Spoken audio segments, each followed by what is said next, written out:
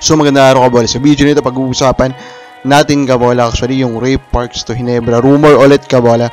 And we will suggest a trade kabola. Ano po? Sa point of view po ng TNT. A trade that I think TNT should try to get. So mga hindi man nakasubscribe, pakipindot naman po yung subscription button. Pero simulan muna natin yung discussion natin with this post of Snowbad regarding Pacman. Basahin natin. I hope my source from the political world are wrong, but they said the trajectory of Pacquiao's campaign is downhill. The reason, no more dough to fund his political campaign. As somebody who have known to be generous and to have thrown millions of dollars for charities, sabi niya, it's just sad to hear that allegedly even finance his own campaign now. Running for Senate requires hundreds of millions, if not billions, as you are only competing against rich and popular candidates, but those with political machinery.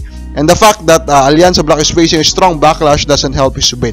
The only thing that can secure a win for Manny is for his old beneficiaries and supporters to give him a single vote approach. Otherwise, he might not make it to the Magic 12.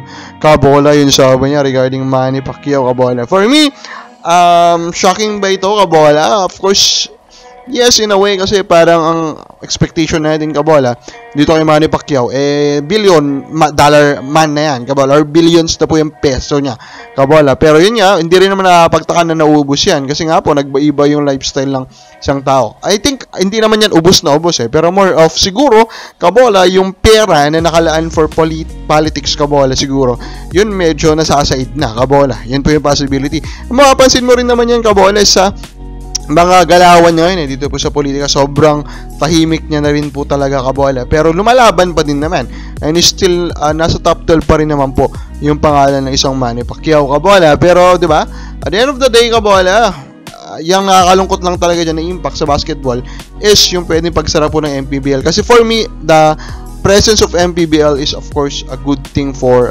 basketball. Now kabola, ito pong si Nokum kabola is kinokompara ngayon kay PJ Simon kabola. Bakit po si PJ Simon? Din po kay Coach Jong with Chico. Maliit pero ang hirap pa pigilan nyo yung point niya. Pero I do not think si PJ Simon yung best po actually kabola na comparison dito kay Nokum, kasi si Nokum is athleticism din talaga yung nagkikerry po sa kanya. So not sure about that. Punta muna tayo sa mga comments. John Rabino, Carino or si Stan, sabi niya, Ginebra star player Bobo naman tinalo ng mga Bisaya. Grabe naman, parang kakababa ba yun? Parang expectation ba lamang na lamang yung mga yung mga foreigners kabola kontra sa mga Bisaya? Joel de Guzman, kung hindi nag-champion ng Ginebra sa All Filipino, sigurado yung sisi ang mga Ginebra fans si Coach Tim Cone, sabi niya kabola. Actually yung sa last 2 losses nga nila sa TNT, parang malakas na rin talaga yung sisi dito kay Coach Tim Cone. So hindi rin makakagulat kabola na lalakas pa yan kabola kung matalo ulit sila.